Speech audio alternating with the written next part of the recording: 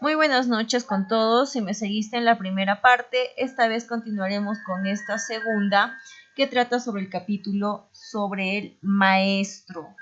Continuamos entonces. Ante todo, el maestro tiene que conocer necesariamente su asignatura, saber lo que enseña. Esto parece obvio, pero sin embargo no siempre es así. Significa que si su ocupación es enseñar química, tiene que saber química. No es suficiente que un profesor sepa justo la cantidad que requiere el programa y el examen final. Tiene que conocer de verdad la ciencia de la química, tiene que vislumbrar, al menos en sus contornos, las esferas superiores y debe estar enterado de los más importantes descubrimientos de cada año. Si un muchacho muestra facilidad para la química, el maestro debe estar capacitado para alentarle, abriéndole amplias perspectivas al futuro, mostrándole lo que puede aprender en la universidad, las especializaciones más importantes en la paz y en la guerra, los grandes problemas que esperan ser resueltos, y lo cual es siempre importante, cómo han vivido y trabajado los grandes químicos del pasado y del presente. Por lo tanto, la enseñanza es inseparable del conocimiento.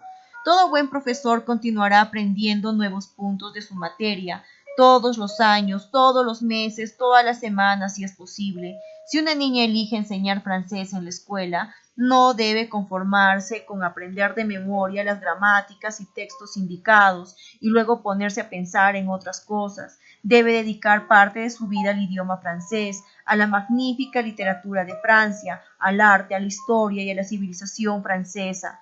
Para llegar a ser una buena profesora de francés, formará una buena biblioteca particular siempre en aumento, dedicando un año, por ejemplo, a leer a Balzac, el próximo a Proust, el siguiente Molière y los subsiguientes a otros autores dramaturgos modernos. Visitará Francia siempre y cuando pueda ahorrar algún dinero para hacerlo, lo cual será tremendamente difícil con el bajo nivel actual de salarios. Le convendrá seguir cursos de verano en francés en alguna universidad. Seguramente verá todas las películas francesas posibles y aprenderá a disfrutar del rico acento marsellés de Raimú y a reír a carcajadas con Fernandel. Pues no todo será trabajo serio y metódico, progreso personal, será vivir y por lo tanto habrá goces y hasta frivolidades como los últimos discos de Charles Trenet, pero al mismo tiempo será un aprendizaje que redundará en una mejor enseñanza. Puede preguntarse por qué es necesario todo esto, por qué no basta que un profesor aprenda simplemente los rudimentos de la materia, los domine por completo y luego se defienda con ellos. Un cartero no aprende todas las calles de la ciudad, aprende tan solo su propio recorrido. Una profesora de francés de un pueblo pequeño quizás no tenga nunca un alumno capaz de comprender a Proust. ¿Por qué tiene que molestarse en leer esas novelas? Porque un maestro que enseñe química elemental tiene que mantenerse informado de los últimos descubrimientos. Los elementos de la química son limitados y nunca varían. Para esas preguntas hay dos respuestas posibles. La primera es que no se pueden comprender ni siquiera los rudimentos de un tema importante, sin conocer sus niveles superiores. Por lo menos si se tiene la intención de enseñarlos, todos los días cometen los errores más garrafales y lamentables, no solamente profesores, sino periodistas y comentaristas de radio y otros que se deben al público, porque confiadamente enuncian una verdad a medias que han leído en un artículo de la enciclopedia o porque creen a pie juntillas una conjetura emitida alguna vez por una autoridad que ellos admiran, y muchos profesores, tratando de aclarar ciertos problemas de su propia materia, caen en explicaciones sugeridas por algún colega o lanzadas por su propia imaginación, que sin embargo son totalmente erróneas y que ellos mismos habrían corregido mucho tiempo atrás si hubiesen tenido un conocimiento amplio del tema. La segunda respuesta es que la mente humana tiene una capacidad infinita.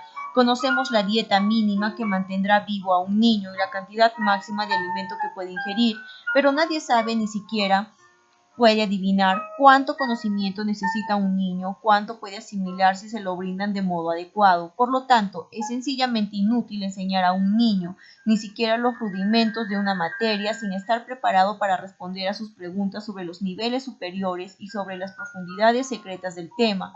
Y desde el punto de vista del profesor es mucho más difícil enseñar cuanto se sabe poco, puesto que un material limitado estimula muy poco la imaginación.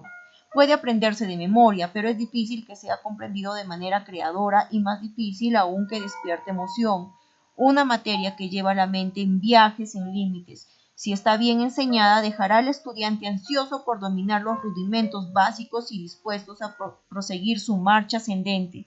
Los jóvenes y niños detestan a los mayores por muchas razones, entre otras porque se sienten que los cerebros de los adultos son inmutables y limitados, cada vez que encuentran una persona que no siempre dice lo que ellos esperan, que narra novedades acerca de extraños aspectos del mundo, que ahorra inesperada luz sobre lo que ellos conocen como trivialidades, y a quien encuentran tan despierta, llena de vida, sensible, vigorosa y alerta como ellos mismos, casi siempre la admiran.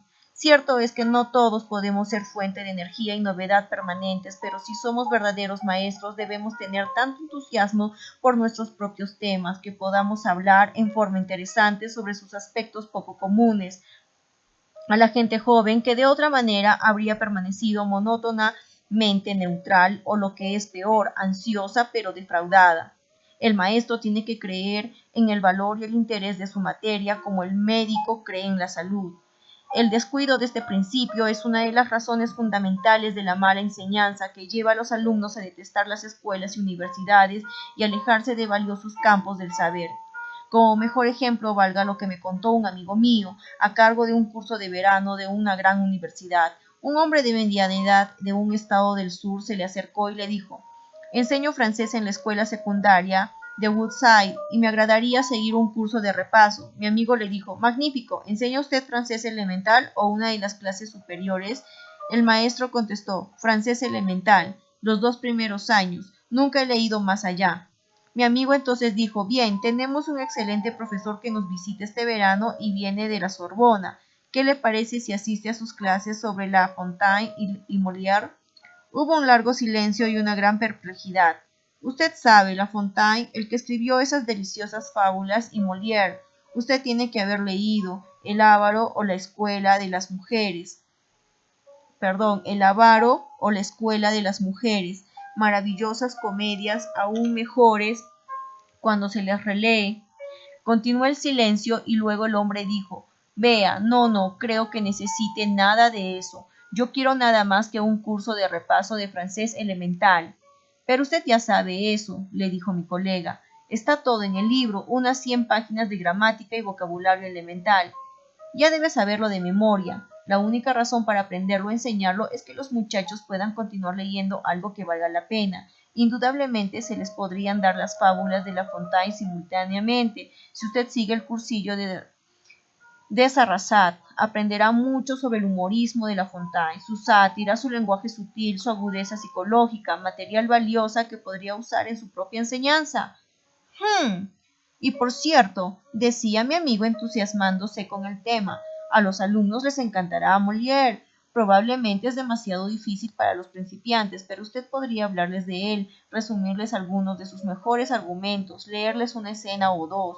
Pruebe el monólogo donde Harpagon descubre que ha sido robado y trata de atraparse a sí mismo. ¿Recuerda? Es una escena maravillosa y quizás los tiente a leer toda la obra. No, dijo el visitante firmemente, me pagan para enseñar francés elemental y no veo ninguna utilidad en ese material extra. Probablemente nunca pueda usarlo, de todos modos. Pero aún si no lo usara en las clases, dijo mi amigo, usted mismo lo disfrutaría indudablemente. ¿No le agrada Molière? El hombre de mediana edad movió la cabeza. No, dijo. Nunca lo he leído ni lo leeré. No me gusta el francés, en verdad. Lo que a mí me agrada es el básquetbol. Tenemos un buen equipo en Woodside. En este punto mi colega cometió un error al decirle: en ese caso, ¿por qué no deja el francés y enseña el básquetbol? Me parece que debería hacer eso, dijo el visitante en la puerta, si usted no me puede conseguir un curso de repaso de francés elemental. Yo vine aquí para eso. Adiós. Nunca más lo vimos, sin embargo, no sería seguro suponer que jamás leyó a La Fontaine o a Molière. Lo mejor y más extraño de la enseñanza es que una semilla arrojada en lo que parece suelo rocoso a menudo prende y se enraiza poco a poco, convirtiéndose años más tarde, a veces, en una especie rara y extrañamente híbrida, pero con todo portadora del principio vital. Años más tarde, el hombre de Woodside quizás haya sentido que la semilla germinaba y al recordar las palabras de mi amigo haya sentido interés auténtico por su materia. Es probable que haya ido a otra universidad a aprender algo sobre Molière y La Fontaine y que realice ahora las funciones de productor y director de escena de los actores de Woodside en su propia traducción de El Avaro. Tal vez no haya hecho nada de eso. Quizás como millones de otras personas en el mundo, deteste el empleo en el que pasa su vida y no cumpla más que lo mínimo requerido o aún menos en las casas de música de Inglaterra.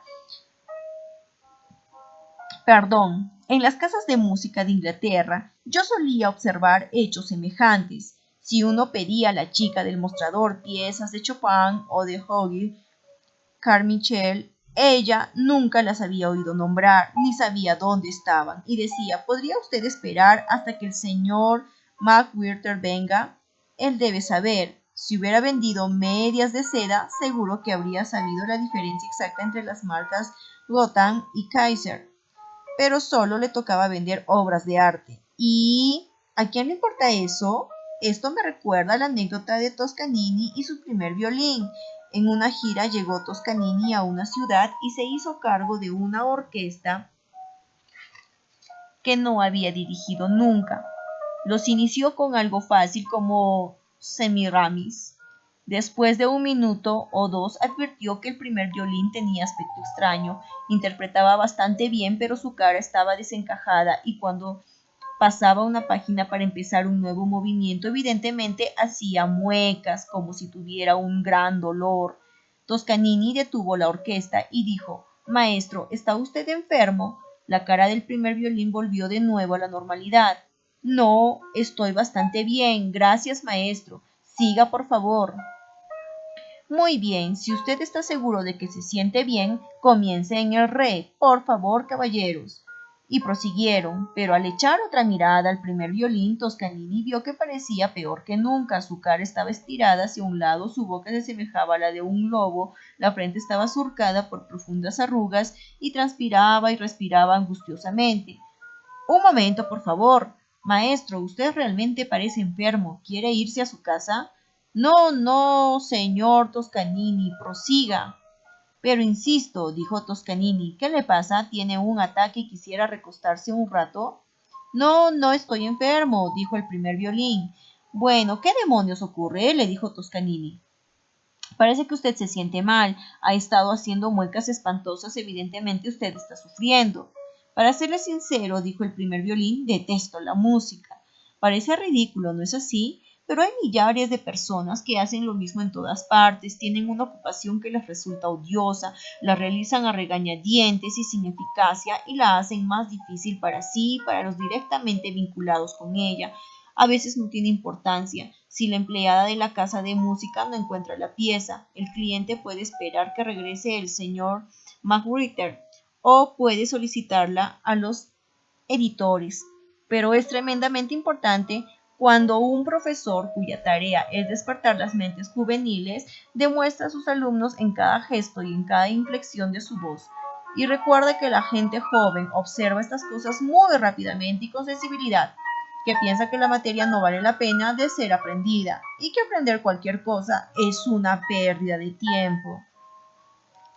La primera condición para enseñar correctamente es entonces que el profesor sepa bien la materia, lo cual significa en realidad que tiene que continuar aprendiéndola siempre. La segunda condición es que su tema debe gustarle. Estas dos condiciones están unidas porque es casi imposible continuar aprendiendo algo año tras año si no se siente por ello un interés espontáneo.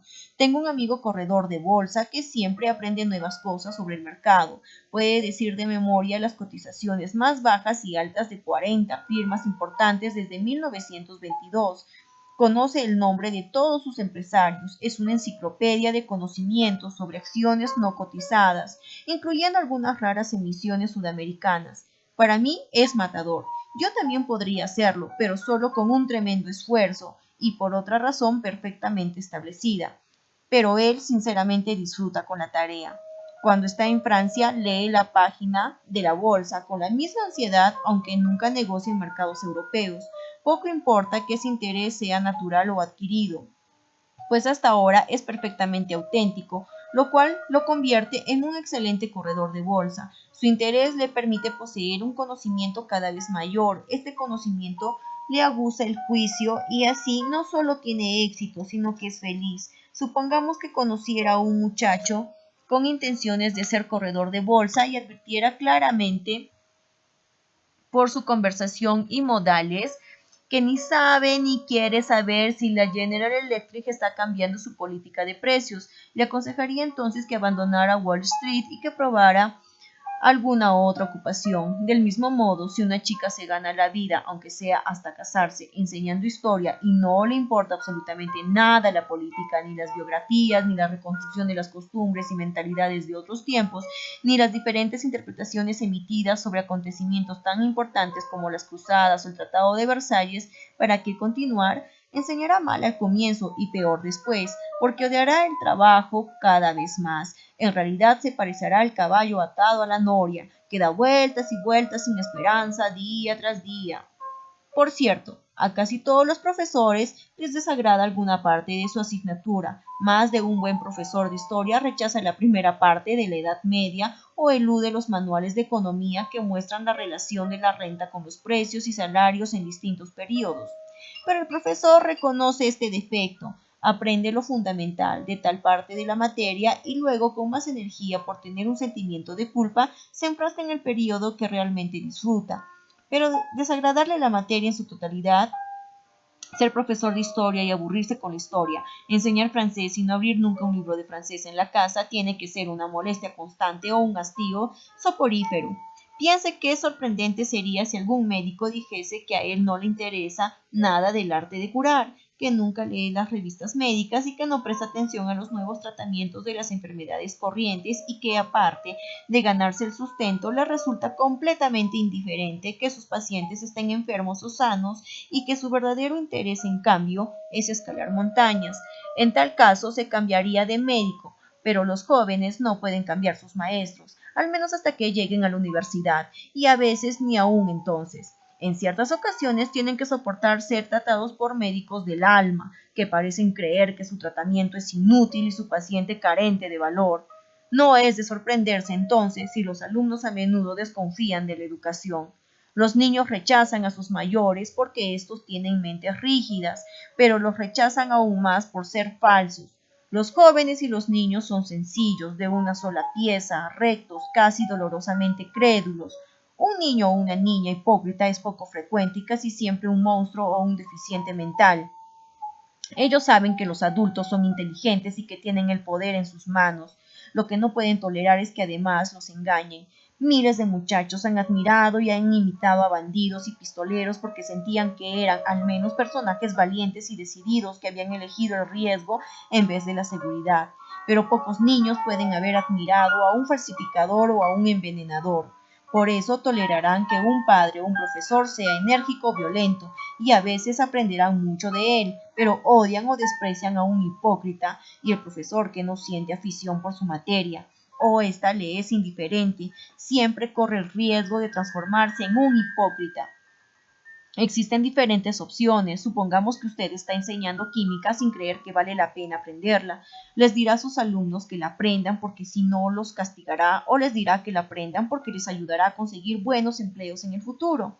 O bien puede simular que la química es fascinante y observar lo que sucede cuando se mezcla un poco de H2 con un poco de SO4. En el primer caso aprenderán a regañadientes y quizás mal, depende en gran parte de la región en que vivan. Una clase en Alemania aprenderá bien y una en Australia mal. En el segundo caso, algunos quizás le crean y aprendan bien. En el tercer caso, nadie le creerá y fomentará el desagrado en alguno que podría haber sido un buen químico. Pero si a usted realmente le gusta la asignatura, le será fácil enseñar aun cuando esté cansado y será un placer cuando esté descansado. Nunca titubeará para encontrar un nuevo ejemplo o un tema de discusión o un punto de vista interesante. Si comete un error, como le puede pasar a cualquier profesor, o si usted se olvida una fórmula o sustituye un término griego por otro, no necesitará mentir para encontrar una salida. Podrá admitir que se ha olvidado. e incluso preguntar la palabra correcta o, lo que es más prudente, prometer buscarla sin sacrificar el respeto y la atención de la clase. Los jóvenes no exigen omnisciencia, saben que es inalcanzable, pero sí exigen sinceridad. De eso se deduce que si usted va a ser profesor, tiene que elegir su materia con cuidado, indudablemente. Muchos maestros tienen que aceptar clases de todo tipo, por lo menos al comienzo. Pero aún en ese caso pueden establecer cuáles son los temas realmente importantes y orientar la materia en esa dirección. También pueden señalar el tipo de materia que les agradaría enseñar más tarde, cuando tengan antigüedad. A menudo sorprende ver que los jóvenes profesores universitarios descuidan esta elección. Se disponen a enseñar, digamos, inglés y se pasan los primeros años leyendo las monografías de los principiantes y desarrollando fáciles cursos generales. Durante ese tiempo dedican gran parte de atención al casamiento y la familia y al pago de las cuentas. Luego pasan a dictar el curso sobre la novela norteamericana dictado anteriormente por el viejo profesor Krum, que acaba de jubilarse, y otras clases sobre la prosa del siglo XVII, que complementa un cursillo sobre la poesía del mismo siglo, recientemente anunciado. Se pasan 3 años elaborándolos y escriben unos cuantos artículos sobre temas de interés que encuentran al paso. Una nueva fuente del Sermón 49 de Donne, la primera versión de La princesa de Casamassima, mientras siguen leyendo cantidades de ensayos de estudiantes. Al mismo tiempo, sus obligaciones administrativas comienzan a amontonarse, integran la comisión semanal y de decanos menores toman otros trabajos como consejeros de algún periódico, jurados de alguna junta o críticos literarios de novelas de vanguardia. Los hijos siguen creciendo y las cuentas de alimentación también. Luego pueden enseñar en California durante la temporada de verano, tendrán que preparar 2 nuevos cursos que podrán utilizar al verano siguiente e incluso quizás ampliar para un cursillo de invierno. Y aunque ninguno de ellos realmente ensable con la novela norteamericana ni con la poesía del siglo XVII. Es una gran cosa poder manejarse en una cantidad de campos distintos, ser como quien dice un dócil caballo de tiro, y continúan así desempeñando un puesto aquí, otro allá, un poco presionados, otro poco por inercia, hasta que despiertan a los 40 años y miran a su alrededor para descubrir que no tienen intereses verdaderamente sólidos, ningún libro en preparación y solo una reputación vagamente definida. Con todo, pueden ser felices porque es encantador enseñar una de las más grandes literaturas del mundo, pero sin embargo no tendrán un merecido sentimiento de frustración. Tendrán un merecido sentimiento de frustración. No han elegido su campo de acción, en realidad no han planeado su carrera, se han permitido andar a la deriva, tomar por aquí, andar por allá, mientras pasaban los años. Algunos de los más destacados eruditos de la historia han cometido este error. Fueron grandes hombres y magníficos estudiosos, pero dieron al mundo mucho menos de lo que podían y debían haberle dado. Investigadores menos distinguidos han arruinado su talento al no usarlo en la mejor forma posible. ¿Cuántas veces han escuchado que fulano podría haber escrito un gran libro, pero que lo postergó hasta que fue demasiado tarde? Sabemos cuán cuidadosamente planean las cosas los alemanes. Cuando un joven estudioso alemán comienza su carrera, suele elegir 3 o 4 grandes temas por los que siente verdadero interés y en los cuales se puede trabajar mucho. Pero lo importante es que los temas están unidos entre sí y, es más, convergen sobre el centro mismo de interés.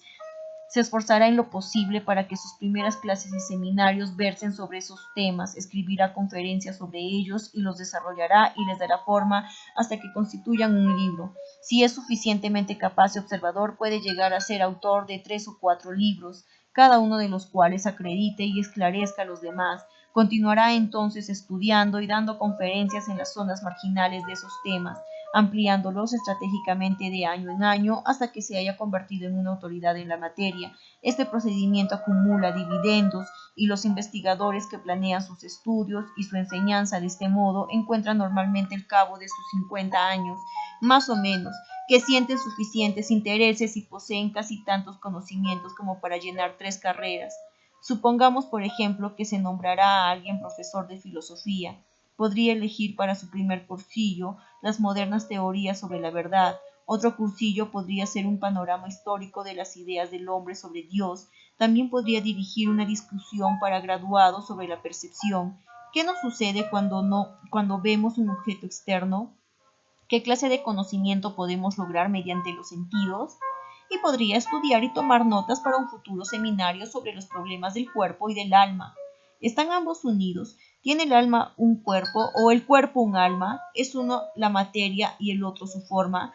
Las conferencias sobre la verdad lo mantendrían en íntimo contacto con disciplinas tan importantes como la lógica, incluyendo la nueva lógica matemática y la semántica, y se extenderían por otra parte a los problemas éticos. El curso sobre la idea de Dios le ayudaría a aprender historia. Nadie sabe suficiente historia y podría llegar a constituir quizás un libro sobre teología moderna o un estudio de la iglesia primitiva. El problema de la percepción en sí ha ocupado la vida entera de muchos filósofos y nos conduciría a otros temas igualmente importantes.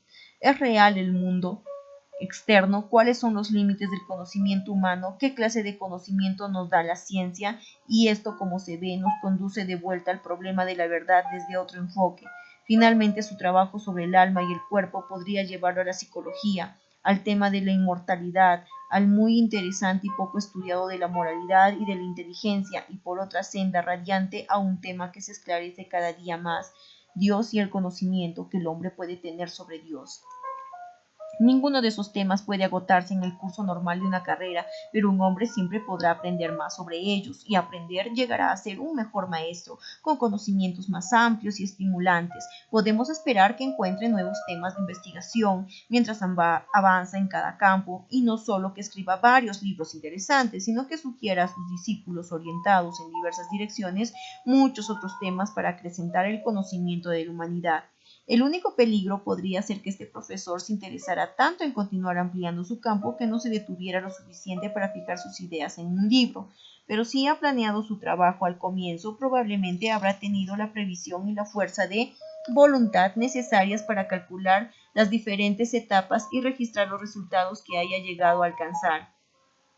No basta entonces elegir un tema. Un profesor prudente elegirá regiones limitadas de su materia que puedan ser interesantes y esclarecedoras, y encontrará que el aumento de conocimientos le da una sensación de dominio que será transmitida de algún modo a sus alumnos y no le hará sentir que está meramente cumpliendo una rutina.